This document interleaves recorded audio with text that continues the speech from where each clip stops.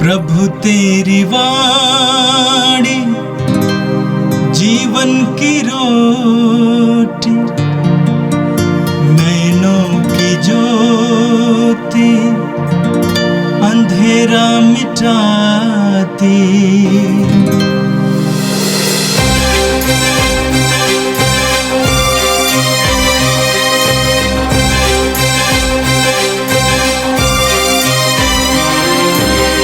प्रभु तेरी वाणी जीवन की रोटी, नैनों की ज्योति अंधेरा मिटाती। प्रभु तेरी वाणी जीवन की रोटी, नैनों की ज्योति अंधेरा मिटाती। वाणी वाणी वाणी वाणी वाणी पवित्र है, शाश्वत है, जीवन का मन्ना है। 20 जनवरी शनिवार। पहला पाठ सामुएल का दूसरा ग्रंथ, अध्याय 1, पद संख्याएं 1 से 4, 11 से 12, 19 और 23 से 27 तक। साउल की मृत्यु के बाद दाऊद ने अमालेकियों को हराकर सिकलग में 2 दिन बिताए। तीसरे दिन साउल के शिविर से एक आदमी आया। उसके कपड़े फटे हुए थे और वह सिर पर मिट्टी डाले हुए था। उसने दाऊद के पास पहुंचने पर मुंह के बल गिरकर उसे दंडवत किया। दाऊद ने उससे कहा, कहाँ से आ रहे हो? उसने उत्तर दिया, मैं इस्राएलियों के शिविर से भाग निकला हूँ। दाऊद ने पूछा, क्या हुआ, मुझे बताओ। उसने कहा, सेना रणभूमि से भाग गई और बहुत से लोग मर गए। साउल और उनके पुत्र योनातान भी मर गए हैं। दाऊद ने अपने कपड़े लेकर फाड़ डाले और उसके साथ के सब लोगों ने ऐसा ही किया। वे विलाप करने और रोने लगे, क्योंकि साउल, उसका पुत्र योनातान और ईश्वर की प्रजा इस्राएल का घराना, ये सब तलवार के घाट उतार दिए गए हैं। और उन्होंने शाम तक उपवास किया। साउल इस्राएल के गौरव पर्वत पर मारे गए। वीर योद्धा कैसे मारे गए? साउल और योनातान सौम्य और परम प्रिय, जीवन में और मरण में भी अलग नहीं हुए। वे गरुड़ों से भी अधिक द्रुतगामी थे, सिंहों से भी अधिक शक्तिशाली। इस्राएल की पुत्रियों, साउल पर विलाप करो। वह तुम्हें सुंदर किरमिजी और छालटी पहनाते थे। वह तुम्हारे वस्त्र पर स्वर्ण आभूषण सजाते थे। वीर योद्धा युद्ध में कैसे मारे गए? हे योनातान, तुम युद्ध में खेत आए और पर्वत पर निर्जीव पड़े हुए हो। भाई योनातान, तुम्हारे कल्याण मेरा हृदय भारी है। भाई योनातान, तुम्हारे कारण मेरा हृदय भारी है। मैं तुमको बहुत अधिक प्यार करता हूँ। स्त्रियों के प्रेम की अपेक्षा तुम्हारा प्रेम मेरे लिए अधिक मूल्यवान था। वीर योद्धा कैसे मारे गए? युद्ध के अस्त्र शस्त्र कैसे नष्ट हुए? यह प्रभु की वाणी है। संत मार्कुस के अनुसार प्रभु यीशु का पवित्र सुसमाचार, अध्याय 3, पद संख्याएं 20 और 21। यीशु और उनके शिष्य घर लौटे और फिर इतनी भीड़ एकत्र हो गई कि उन लोगों को भोजन करने की भी फुर्सत नहीं रही। जब यीशु के संबंधियों ने यह सुना तो वे उनको बलपूर्वक ले जाने निकले, क्योंकि कहा जाता था कि उन्हें अपनी सुध बुध नहीं रह गई है। यह प्रभु का पवित्र सुसमाचार है। क्रिस्त प्रभु की जय। प्रभु यीशु में मेरे प्रिय भाइयों एवं बहनों, आप सभी को प्रभु के वचन के बल पर आशीष मिले, कृपाएं मिले। आज का पहला पाठ हम सामुएल के दूसरे ग्रंथ से सुन रहे हैं। पिछले दिनों हम लोग सामुएल के पहले ग्रंथ से पाठ सुन रहे थे और आज के पाठ में यानी सामुएल के दूसरे ग्रंथ के पहले अध्याय में साउल राजा की मृत्यु के बारे में और दाऊद को इस मृत्यु की खबर सुनने और उसके बाद दाऊद की प्रतिक्रिया के बारे में विस्तार में बताया गया है।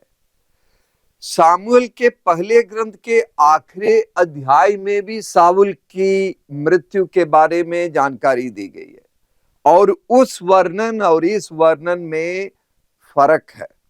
यहाँ पर जिस व्यक्ति ने जो अमालेकी था और इस्राएलियों के बीच में रहा करता था और इस्राएलियों के सैनिकों में एक था, वो स्वयं दाऊद के पास आकर कहता है कि उसने अपने हाथों से साउल राजा के कहने पर उनका वध किया है।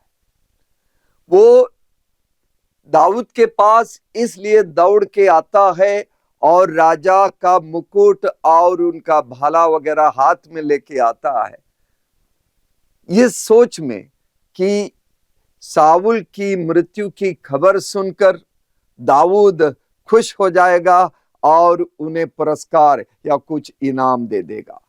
उल्टे दाऊद दुखी हो जाता है, विलाप करने लगता है और जिस अमालेकी ने साउल राजा का वध किया उसको दंड देता है। जिस राजा को सामुएल नबी ने स्वयं अपने हाथों से अभिषेक किया था, उसकी हत्या हुई है, उसकी मृत्यु हुई है। और साउल का बेटा योनाथन जो दाऊद का बहुत ही निकट दोस्त था, उसकी भी हत्या हुई है। इसीलिए दाऊद रोता है, विलाप करता है।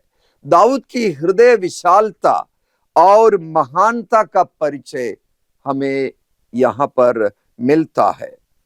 दाऊद को राजा के रूप में सामुएल नबी ने अभिषेक किया था, लेकिन उसे अब तक यह नहीं पता था कि वो सिंहासन पर कब बैठेंगे, क्योंकि राजा साउल अपने सिंहासन को नहीं छोड़ रहा था। दाऊद ने सिंहासन को हथियाने के लिए कुछ नहीं किया। उनके पास किसी तरह की महत्वाकांक्षा नहीं थी। महत्वाकांक्षा कोई पाप नहीं है, लेकिन वो पाप की ओर हमें ले चलता है। स्वर्ग के कुछ दूतों ने भी महत्वाकांक्षा रखी, ईश्वर बनने या ईश्वर की तरह बनने की महत्वाकांक्षा, और इसीलिए वो पाप में डूब गए और उन्हें नरक में धकेल दिया गया। दाऊद के मन में किसी तरह की महत्वाकांक्षा नहीं थी। राजा साउल स्वयं उसे मारना चाहा ईर्ष्या के चलते, लेकिन दाऊद ने बदला नहीं लिया। साउल की मृत्यु की खबर जब उन्हें मिली, दाऊद ने एक खूबसूरत गीत की रचना की। लिखते हैं, भाई योनातन, तुम्हारे कारण मेरा हृदय भारी है। मैं तुमको बहुत अधिक प्यार करता था। स्त्रियों के प्रेम की अपेक्षा तुम्हारा प्रेम मेरे लिए अधिक मूल्यवान था। वीर योद्धा कैसे मारे गए, युद्ध के अस्त्र शस्त्र कैसे नष्ट हुए। साहित्यिक दृष्टि से बहुत ही सुंदर गीत है ये और बहुत भावुकता से भरपूर गीत है ये दाऊद के महानता, हृदय की विशालता का परिचय में यहाँ मिलता है। मेरे प्रिय भाइयों बहनों, हम सभी को भी दाऊद की तरह इस विचार और इस तरह की सूझबूझ रखनी है कि जो प्रभु के द्वारा अभिषिक्त है उसके प्रति कोई दुश्मनी नहीं, उसके प्रति सम्मान हो और उसके साथ गलत व्यवहार नहीं। प्रभु अपना कार्य अपने सही समय पर करेंगे, इस विश्वास के साथ दाऊद ने कार्य किया और वही विश्वास हमारे अंदर भी हमेशा प्रज्वलित रहे। आज के सुसमाचार की ओर मैं आपका ध्यान आकर्षित करना चाहता हूं। यीशु के संबंधी ने समझा कि यीशु ने सुध बुध खो दी है, यीशु की सूझबूझ खत्म हो गई है। मार्कुस के सुसमाचार में हम पिछले दिनों लगातार सुनते आ रहे हैं। मार्कुस सीधे सीधे बिल्कुल स्पष्ट रूप से कहते हैं कि ईश्वर के राज की घोषणा करने के लिए यीशु लगातार लोगों के बीच में हैं और वे प्रेम और दया के राज्य की, यानी ईश्वर के राज जिसमें प्रेम हो, करुणा हो, शांति हो, क्षमा हो, उस राज्य की घोषणा कर रहे हैं। यीशु की पवित्रता के मलहम से टूटे जीवन स्वस्थ हो जाते हैं। यीशु की शिक्षा की ताकत से टूटे दिलों में ऊर्जा आ जाती है। यीशु के स्पर्श से जिनका जीवन बिखर गए थे वे जीवन सुधर गए, लोग चंगे हो गए, अंधे देखने लगे, बहरे सुनने लगे, गूंगे बोलने लगे, लंगड़े चलने लगे, जिनके शरीर अपंग हो गए थे वे सीधे हो गए। तो लोगों के जीवन में परिवर्तन आ गया। यीशु के सानिध्य की मिठास से कड़वे दिलों में मिठास भर गई। यीशु के सानिध्य के मिठास से कठोर दिलों को पिघल दिया और वे मुलायम हो गए। यीशु के प्रेम की सौम्यता के कारण क्षत विक्षत आत्माएं जीवन की पूर्णता को अनुभव करने लगे। ये सब के बावजूद हम सुनते हैं जब यीशु की लोकप्रियता बढ़ी, यीशु के आसपास भीड़ बढ़ गई, लोग उन्हें चाहने लगे, तब उन्हें भोजन करने का समय नहीं मिला और इसीलिए उनके परिवार के लोग, उनके संबंधी लोग उन्हें समझा कि इन्होंने सुध बुध खो दी है और उन्हें बलपूर्वक वहां से लेकर अपने घर ले जाना चाहा। उन लोगों के लिए यीशु का समय पर भोजन करना, समय पर आराम फरमाना, ये चीजें ज्यादा जरूरी थी। लोगों की सेवा, लोगों की जरूरतें उनकी नजर में कम महत्वपूर्ण थी और इसीलिए उन लोगों ने यीशु को सुध बुध खो देने वाला, सूझबूझ खो देने वाला, सिरफिरा और पागल समझा।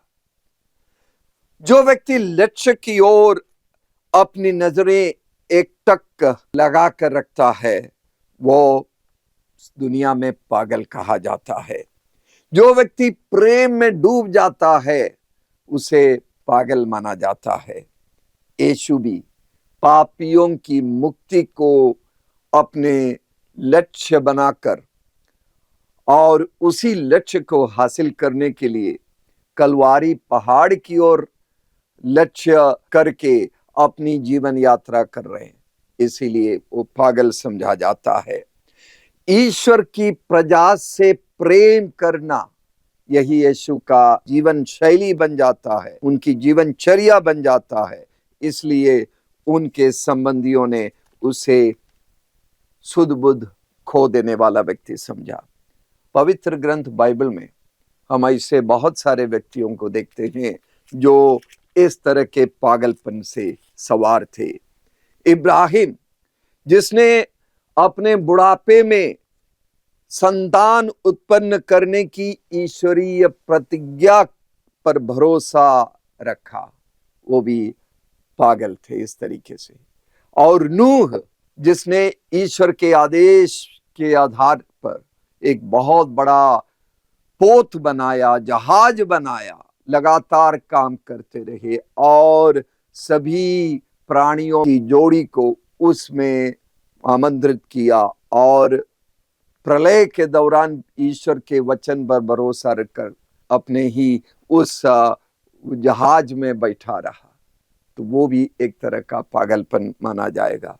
मूसा, मिस्र के सम्राट फिरौन के आधिपत्य से इस्राएल के छोटे समुदाय को छुड़ाने में ईश्वर पर भरोसा रखने वाला मूसा भी एक तरह से सुध बुध खो देने वाला व्यक्ति है। नए नियम में हम मां मरियम को पाते, स्वर्गदूत के संदेश पर भरोसा रखकर अपने आगामी जीवन की अनिश्चितता भरी जीवन को अपनाने वाली मरियम भी सुध बुध खो देने वाली व्यक्ति है। संत पेतरुस यीशु के कहने पर अपने मछुआरे का कार्य, धंधा, नाव, जाल और अपने परिवार सब कुछ को त्याग कर यीशु के पीछे हो लेने वाले पेतरुस भी सुध बुध खो देने वाला व्यक्तित्व है। सुसमाचार के प्रचार के लिए अपने जीवन में तमाम दुख, तकलीफें और मुश्किलें झेलने वाले संत पौलुस भी पागल माना जाएगा। और बहुत सारे संत लोग हैं इस तरह। संत फ्रांसिस असीसी है, जिसने दरिद्रता से प्रेम करते हुए, दरिद्रता को अपनाते हुए और पागलपन का जीवन जिया। और उसी तरह एक और संत है, संत फ्रांसिस डी सेल्स। एक बार जनीवा में वहां के बिशप धर्माध्यक्ष ने सारे पुरोहितों को एकत्रित करके उनसे कहा कि फ्रांस में शबले नामक एक जगह है जहां पर कैथोलिक कलीसिया के साथ उत्पीड़न हो रहा है। करीब 50 से ज्यादा पुरोहितों को निष्कासित कर दिया है। बहुत सारे विश्वासियों के साथ अत्याचार हो रहा है। वहां धर्म, कोई भी गिरजाघर खुला नहीं है, सब बंद कर दिया गया। और पुरोहितों से पूछा उस धर्माध्यक्ष ने, आप में से कौन शबले जाने के लिए तैयार है? पुरोहितों के उस समूह से एक हल्की सी आवाज आई, मैं तैयार हूं। उनका नाम था संत फ्रांसिस डी सेल्स। और फ्रांसिस तैयार हो गए। उनके पिता उनके खिलाफ हो गया। उसने माना कि ये मेरा बेटा पागल हो गया है। शायद उनके साथी पुरोहित लोग भी उन्हें पागल समझने लगा। लेकिन फ्रांसिस डी सेल्स अपने निर्णय में मजबूत रहा, निडर रहा। वो गए और शबले को बदल दिया, वहां पर विश्वास को फिर से स्थापित किया। जब कोई भी व्यक्ति अपने दायित्व या अपने मिशन को पूरा करने के लिए उसके अंदर एक जुनून आ जाता है, तो वो उसके अंदर पागलपन सवार हो जाता है, वो सुध बुध खो देता है। कलीसिया में बहुत सारे संत ऐसे हैं। आज हम एक ऐसे संत का पर्व मना रहे हैं जो इस तरह के पागलपन के कारण शहीद हो गया, संत सेबास्टियन। लातीनी भाषा में सेबस्तियानुस कहते हैं और ग्रीक भाषा में सेबस्तियानोस कहते हैं। और यहाँ हमारे भारत में भी लोकप्रिय संत है, इनको कोई देवस्यानुस कहते हैं। देवस्या मतलब ईश्वर का अपना। सबास नामक तुर्की के एक शहर का था सेबास्टियन। वो इटली गए और रोम के राजा के, डायोक्लिशियन राजा के सेना में भर्ती हो गया। लेकिन जब उसने क्रिस्तीय विश्वास को स्वीकार किया, वो अपने विश्वास के आधार पर आसपास शहर के विभिन्न इलाकों में जाकर लोगों को सुसमाचार सुनाने लगा और लोगों की सेवा करने लगा। और जब राजा को पता चला, उसे जान से मारने की आज्ञा निकाली। संत सेबास्टियन की शहादत के बारे में हमें ज्यादा जानकारी नहीं है, लेकिन लोक कथाएं कहती हैं कि उन्हें एक पेड़ पर बांध दिया गया और उनके शरीर पर सिपाहियों ने तीर से उन्हें बेधा और उनके पूरे शरीर में बहुत सारे तीर थे। लेकिन संत सेबास्टियन की मृत्यु इससे भी नहीं हुई। अंत में उन्हें तलवार से काट दिया गया। तो सेबास्टियन के अंदर इतनी सारे उत्पीड़न के बावजूद वो पागलपन सवार था। मैं यीशु का शिष्य हूं। यीशु के शिष्यत्व का प्रचार उसने मृत्यु के माध्यम से स्वीकार किया। मेरे प्रिय भाइयों बहनों, दुनिया में ऐसे बहुत सारे लोग हैं जो इस तरह के सुध बुध खो देते हैं यीशु की तरह, संत फ्रांसिस असीसी और फ्रांसिस डी सेल्स की तरह, बहुत सारे अन्य संतों की तरह, संत सेबास्टियन की तरह। प्रभु हमें बल देता है यदि हम भी यीशु के शिष्यत्व को स्वीकार करें, उस मार्ग पर जाना चाहते हैं। प्रभु यीशु हमें बल देता है, क्रूसित प्रभु हमें शक्ति देता है, हमें ऊर्जा से भर देता है। जिसने हमें बुलाया, जिसके शिष्यत्व को हमने स्वीकार किया, वो प्रभु हमारा साथ देंगे।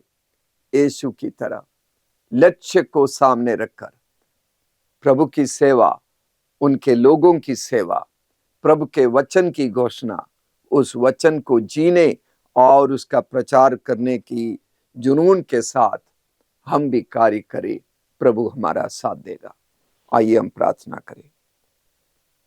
सर्वशक्तिमान प्रेमी पिता ईश्वर, हम धन्यवाद देते हैं तेरी कृपा के लिए, तेरे वचन के लिए हम धन्यवाद देते हैं, जिसके बल पर हमें प्रेरणा मिलती है, ऊर्जा मिलती है कि हम भी जीवन के लक्ष्य को सामने रखते हुए और तेरे मिशन को, दायित्व को संभालते हुए, उसी महत्वाकांक्षा को अपने दिलों में भरते हुए हम तेरी सेवा कर सके, तेरे नाम का प्रचार कर सके।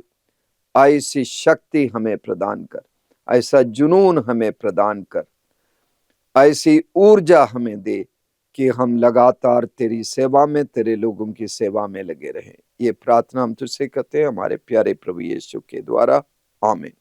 प्रभु तेरी वाणी जीवन की रोटी, नैनों की ज्योति अंधेरा मिटाती। वाणी वाणी वाणी वाणी वाणी